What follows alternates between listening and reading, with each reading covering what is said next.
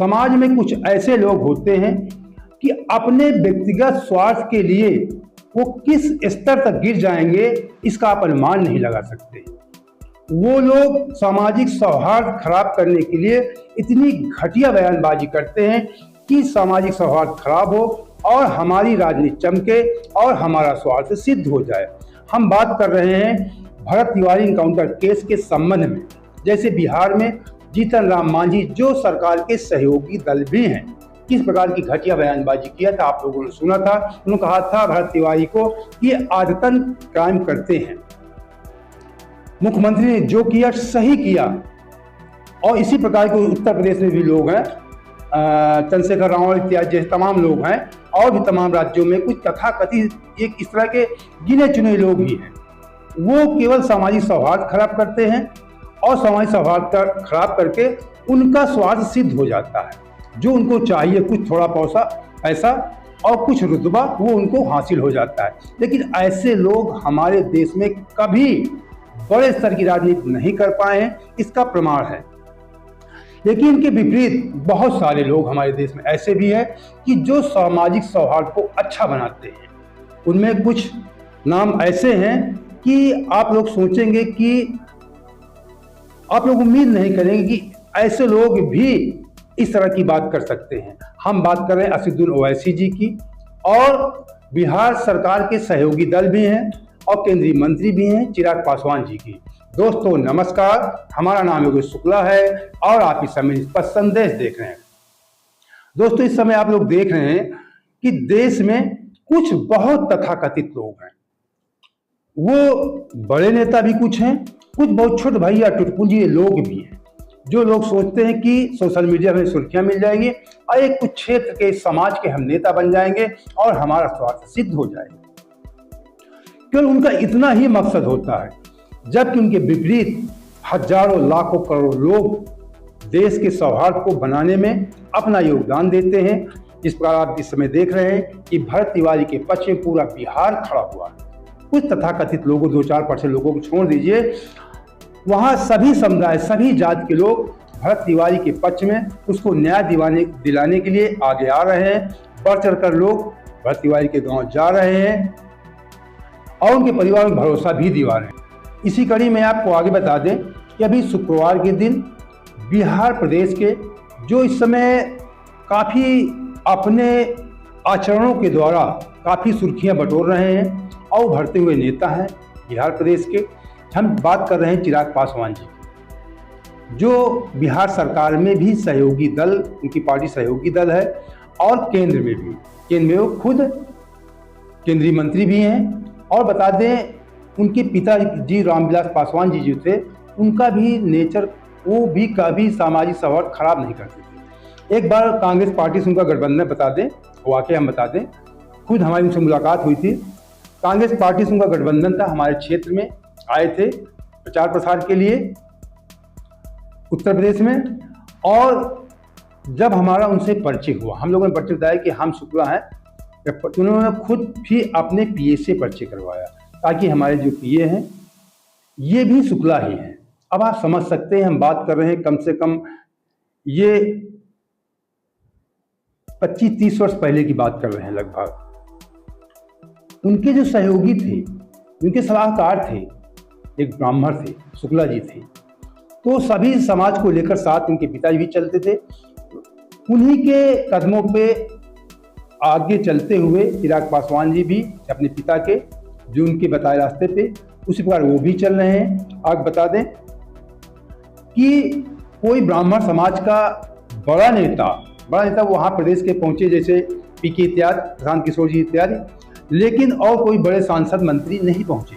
लेकिन चिराग पासवान जी सरकार में सहयोगी दल भी हैं और केंद्रीय मंत्री भी हैं। अभी शुक्रवार के दिन सैकड़ों गाड़ियों के काफिला के साथ वहाँ पे भरत तिवारी के गांव बिलौटी गांव पहुँचे हो और उनके साथ में बता दें बिहार सरकार में उनके दल के ही जो मंत्री हैं संजय सिंह भी थे और पूर्व एमएलसी हुलास पांडे समेत तमाम नेता उनके चिराग पासवान जी के साथ भरत तिवारी के गांव पहुंचे और जाकर इन शब्दों को वहाँ पे इस्तेमाल किया, जो हम आप सोच नहीं सकते थे कि सरकार का सहयोगी दल ऐसे भी बोल सकता है।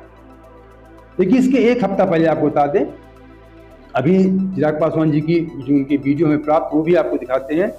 देखिए, इसके एक लगभग 5-6 दिन पहले की बात है। असदुद्दीन ओवैसी जी, भारत तिवारी को लेकर उन्होंने एक कार्यक्रम के दौरान एक स्टेटमेंट दिया। इन्हें कहते हैं नेता, चिराग पासवान है, असदुद्दीन ओवैसी जी हैं, या पीके हैं, प्रशांत किशोर जी हैं, या हमारे उत्तर प्रदेश के एक नई पार्टी बनी है राम अलंकार अग्निहोत्री जी हैं, जो सच को सच, गलत को गलत कहने की हिम्मत रखते हैं, बोल सकते हैं। इनको अपना नेता मानना चाहिए। तो असदुद्दीन ओवैसी जी ने, पहले असदुद्दीन ओवैसी जी का आपको वीडियो दिखाते हैं। पहले तो बिहार में एक नौजवान 28 साल का बच्चा भारत भूषण तिवारी, उसका एनकाउंटर करके गोली मार दी गई। वो सरेंडर किया अपने आप को पुलिस के सामने। अखबार हिंदू की रिपोर्ट है कि पुलिस वालों ने घेरा लेकर उसको 2 गोली मारी। वो भारत भूषण तिवारी मुस्कुरा रहा था, फिर पुलिस की गाड़ी में डालकर और 3 गोलियां मारी। वो भारत भूषण तिवारी मर गया। उसके लिए मैंने आवाज उठाई। ये नहीं देखा कि मुसलमान है। मैं एनकाउंटर के खिलाफ था और रहूंगा इंशाअल्लाह ताला। मेरा मानना यह है कि एनकाउंटर गलत है। जब कोर्ट, अदालत, संविधान BNSS है, तो फिर अगर एनकाउंटर से इंसाफ हो सकता है तो फिर कोर्ट को, BNS को उठाकर फेंक दो, कोर्ट को बंद कर दो। रूल ऑफ लॉ, संविधान की बात करता है। वो भारत भूषण तिवारी एक ब्राह्मण बच्चा था, एक ब्राह्मण बच्चा था। तो क्या मैंने देखा कि मुसलमान हिंदू देखा? नहीं। नाइंसाफी जहां पर होगी हम आवाज उठाएंगे। आपने देखा कि असदुद्दीन ओवैसी जी क्या कह रहे हैं। वो कह रहे हैं कि मैंने ये नहीं देखा कि हिंदू है कि मुसलमान है। जो न्याय है, न्याय होगा, मैं बोलूंगा, सच को सच कहूंगा। वो कह रहे हैं एक ब्राह्मण लड़का था। किस प्रकार उन्होंने कहा कि अखबार हिंदू की रिपोर्ट है कि पहले उसे घेर करके 2 गोलियां मारी जाती हैं। बड़े अखबारों में रिपोर्ट छप चुकी है, बड़े नेता ऐसा बोल रहे हैं, और गाड़ी के अंदर 3 गोलियां मारी। देखिए, वो अलग बात है, कोई कहता है 4, कोई 5, कोई वो अलग। लेकिन जो उन्होंने अखबार में पढ़ा होगा वही बयान उन्होंने दिया। उन्होंने कहा कि मैं इनकाउंटर के खिलाफ हूं। अगर इनकाउंटर ही करना है तो देश की अदालतों को बंद कर दीजिए, कोर्ट को बंद कर दीजिए। उन्होंने सही कहा। बड़े बड़े अपराधी आप लोग देखते होंगे हमारे देश में, तमाम ऐसे नक्सली लोग होते हैं कि तमाम वो मर्डर किए होते हैं, दर्जनों मर्डर किए होते हैं। लेकिन जब अपना हथियार डालते हैं उन्हें सम्मान, यहाँ तक की नौकरी दी जाती है, 50 लाख, कभी कभी 1-1 करोड़ रुपए उनको दिया जाता है मुख्य धारा से जोड़ने के लिए। भारत तिवारी तो कभी आज तक एक चिड़िया को भी नहीं मारा, एक हत्या भी नहीं किया। कसाब जैसे आतंकवादियों को आप लोग, जब वो हथियार डालता है, आप लोग देख गोलियां चला रही है, बिरयानी खिलाते हैं, उसे बाकायदे केस चलता है, तो उसकी फांसी होती है। लेकिन भरत तिवारी को ऑन स्पॉट उससे हथियार डलवाने के बाद उसे गोलियों से भून दिया गया। वही बात असदुद्दीन ओवैसी जी कहते हैं कि अगर इनकाउंटर ही करना है तो कोर्ट अदालत बंद कर दीजिए। तो आप बता दें, चिराग पासवान जी जब उनके घर जाते हैं, चिराग पासवान जी की चर्चा करते हैं, जब उनके घर जाते हैं भरत तिवारी के घर, तो घुटनों में बैठकर एक जो सम्मान देने का तरीका होता है, भरत तिवारी लोग जाते हैं ऐसे पुष्पांजलि किया और चले जाते हैं। लेकिन भरत तिवारी ने दिल से उनके माता पिता से मुलाकात किया और भरत तिवारी को दिल से आत्मसमर्पण करके उन्होंने पुष्पांजलि अर्पित किया और श्रद्धांजलि दिया। घुटनों के ऊपर बैठ करके भरत तिवारी की माँ के पास काफी देर वो बैठे। वो भावुक भी, लोग बता रहे हैं कि जो वहाँ देख रहे प्रत्यक्षदर्शी वो भावुक हो गए थे, खुद उनकी आंखों में आंसू आ गए थे। माँ के ऐसे आंसू पहुंचते वीडियो में भी दिख रहे हैं। और उन्होंने साफ साफ संदेश दिया कि जो अपने स्वार्थ के लिए कुछ अधिकारियों ने ऐसी घटना की है वो बख्शे नहीं जाएंगे। उन्होंने कहा कि चुन चुन कर हम उन लोगों को सजा दिलाएंगे। कोई भी व्यक्ति कानून को अपने हाथ में नहीं ले सकता। भरत तिवारी जी वगैरह, स्वर्गीय भरत तिवारी जी ने जब पिस्टल फेंक दिया था तो क्यों उन्हें मारा गया? उन्हें आप लोग अरेस्ट करते, जो भी कानूनी कार्रवाई वो आप लोग करते। तो पहले आप चिराग पासवान जी के कानून पर लोगों का विश्वास बना रहे, इसके लिए जरूरी है कि कुछ ऐसे अधिकारी जिन्होंने अपने स्वार्थ में भरत तिवारी जी की हत्या करने का काम किया, उन लोगों को सख्त से सख्त सजा मिले। और इसके लिए मैं, मेरी सरकार, मेरी मुख्यमंत्री सम्राट चौधरी जी से भी बात हुई और हम सब प्रतिबद्ध हैं इसको लेकर कि बख्शा कोई नहीं जाएगा। उस स्तरीय जांच की जरूरत भी अगर महसूस होगी, जिस भी स्तर की जांच परिवार चाहेगा, जैसी जांच चाहेगा, परिवार को न्याय मिले, ये हम सबकी प्राथमिकता है। मेरी अमित शाह जी से भी, केंद्रीय गृह मंत्री आदरणीय अमित शाह जी से भी मुलाकात हुई और इस विषय की एक बार फिर पूरी जानकारी मैं मुख्यमंत्री सम्राट चौधरी जी को अपने द्वारा देने का मैं काम करूंगा। कानून व्यवस्था पर लोगों का विश्वास बना रहे, उसके लिए उन लोगों को चिन्हित कर सजा देना जरूरी है जो रक्षक की भेष में, जिन्होंने भक्षक बनने का काम किया। और एक व्यक्ति जिसने आत्मसमर्पण करने का काम किया, आप गिरफ्तार करते, आप बात करते, आप जांच करते, पर इस तरीके से कानून को हाथ में लेने का अधिकार कानून के रक्षकों के हाथ में भी नहीं है। जो भी दोषी हैं, चुन चुनकर कड़ी से कड़ी सजा एक एक व्यक्ति को दी जाए। और अगर कोई अधिकारी अपने आप को इस व्यवस्था से ऊपर समझ रहा है तो वो गलत सोच, बख्शा किसी को नहीं जाएगा।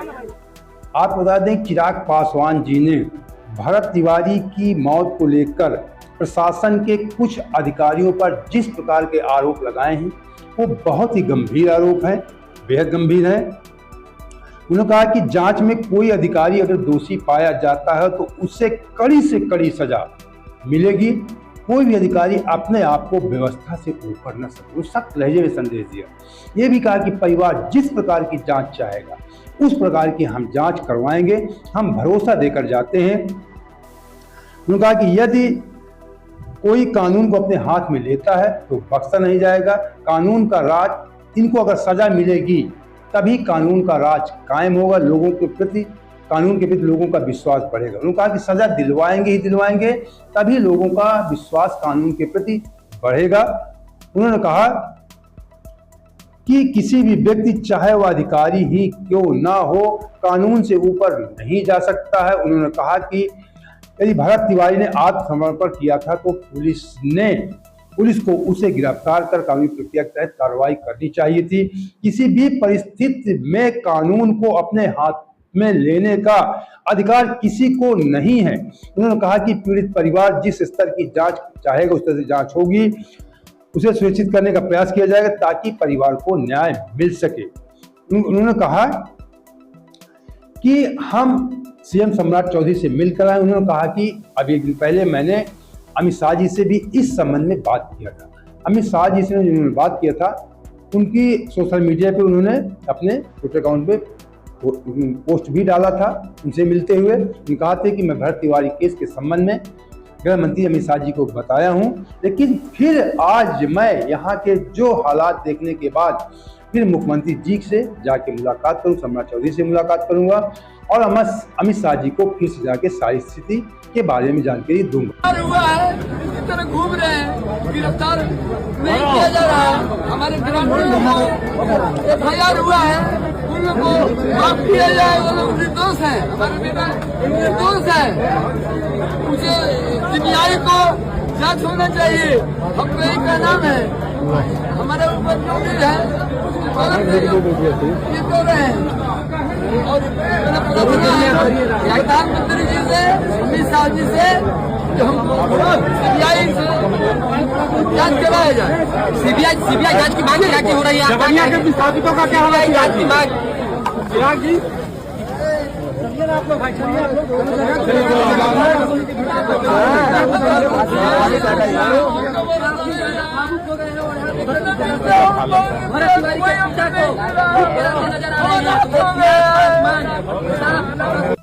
उन्होंने यह भी कहा कि भरत तिवारी के पास बरामद हथियार की निष्पक्ष जांच होनी चाहिए ताकि पूरे मामले की सच्चाई सामने आ सके।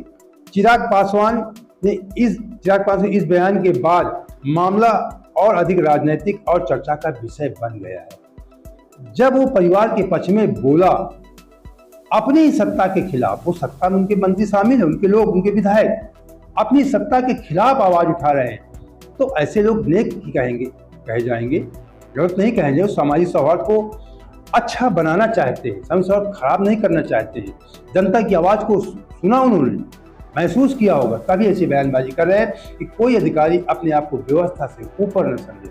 अगर किसी ने अपने स्वार्थ के लिए भरत तिवारी की हत्या, साफ कई बार कहा कि भरत तिवारी की हत्या की गई।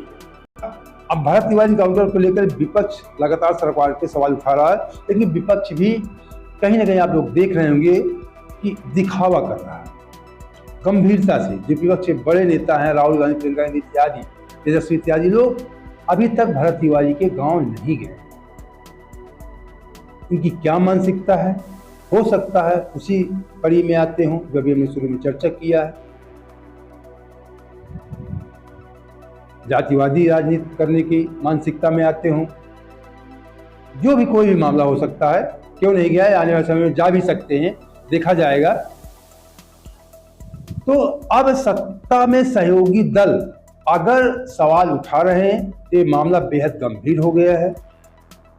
जिन अधिकारियों ने किसी इस अहम में आकर या किसी सत्ता पक्ष के नेताओं के दबाव में आकर भरत तिवारी का इनकाउंटर करवाया है, उन्हें भुक्तभोगी बनना पड़ेगा, क्योंकि जिस स्तर से सामाजिक दबाव बढ़ रहा है और सरकार में सम्मिलित जो उनके दल हैं, वो लोग भी, कुछ ऐसे भी लोग हैं जो सरकार के ही लोग, अश्विनी चौबे जी हैं, भारतीय जनता पार्टी की ही है, बड़े नेता हैं, तमाम ऐसे लोग हैं, सत्ता पक्ष के लोग, सत्ता पक्ष में शामिल लोग भरत तिवारी के पक्ष में खड़े हो गए हैं। उन अधिकारियों को तो सजा, या जिन लोगों ने भी भरत तिवारी की हत्या में सम्मिलित रहे, सबको सजा मिलेगी। इसलिए इस समय बिहार में जो क्रांति, पूरे देश में क्रांति की आग फैली रही, बिहार में विशेषकर आप बता दें, अभी ये आग, भरत तिवारी की आग 17 जून को उनका इनकाउंटर हुआ, उनकी हत्या हुई। अभी आग ठंडी नहीं, 17 जुलाई को जंतर मंतर दिल्ली में बहुत बड़ा प्रदर्शन होने जा रहा है, राष्ट्रीय स्तर प्रदर्शन होने जा रहा है। उसके बाद भी लगातार ये मामला, क्योंकि इस मामले ने युवाओं के अंदर एक जागरूकता पैदा किया, जो तथाकथित, मैंने शुरू में कहा ना कि कुछ नेता ऐसे हैं अपना स्वार्थ सिद्ध करने के लिए, अपनी राजनीति को चमकाने के लिए सामाजिक सौहार्द खराब करते हैं। तो देश जाग चुका है। इन तथाकथित कुछ नेताओं के बहकावे में अगर सोच रहे हैं कि सामाजिक सौहार्द हम लोग खराब कर देंगे और देश का ताना बाना खराब करके अपनी राजनीति चमकाएंगे, तो ये लोग खुद बर्बाद हो जाएंगे। जिस प्रकार से हमारे देश में युवाओं में जागरूकता दिख रही है, जात पात को छोड़ करके सब लोग भरत तिवारी के साथ खड़े हैं, क्योंकि भरत तिवारी सबके लिए लड़ता था। उसने न्याय की बात किया है, कभी जाति धर्म, अपने घर परिवार की बात उसे किया ही नहीं। वो दलित पिछड़ों के लिए आवाज उठाता था। कोई भी उसकी किसी भी समाज, कोई व्यक्ति उसके पास जाए उनके सहयोग के लिए तो निकल पड़ता था। जबकि एक सामान्य मिडिल क्लास मध्यम वर्गीय परिवार का बच्चा था, 28 वर्षीय बच्चा था अभी, और किस बेरहमी से उन लोगों ने उनके माँ के सामने, उसकी भाभी के सामने किस लोग मारा है। अगर जरा भी किसी में संवेदना है तो भरत तिवारी के प्रति जो लोग गलत शब्द निकालते हैं, निश्चित मान लीजिए वो इंसान तो हो ही नहीं सकते। एक आध लोग ऐसे मैंने सुना उनके स्टेटमेंट, इतना घटिया, इतना नीच व्यक्ति हो उसे आप कह सकते हैं। उसने कहा कि उनके माँ बहन बाप को भी गोली मारी जानी चाहिए। लोग दुश्मन की भी माँ को माँ समझते हैं हमारे देश में। अब कितना निकृष्ट, कितना ऐसे लोगों को, जो उस क्षेत्र के लोग हैं, उनसे मेरी अपील है, किसी भी जात समुदाय, ऐसे लोगों को चेहरा नहीं देखना चाहिए। बहुत पापी लोग होते हैं। आप लोग उसकी बात सुनेंगे, उसका चेहरा देख आप लोगों को पाप लगेगा। जो सबके लिए मरता हो, अगर दुश्मन की भी माँ हो उसको भी ऐसा नहीं, उसको भी गोली मार दे। इस प्रकार की भी लोग, एक आध लोग हैं, आपने वीडियो देखा होगा। तो दोस्तों, अगर आपको ये जानकारी अच्छी लगी है तो हमारे चैनल सब्सक्राइब कर लीजिए, जिससे सही जानकारी लोगों तक पहुंच सके। तो वीडियो को लाइक और शेयर भी कर दीजिए। जय हिंद, जय भारत।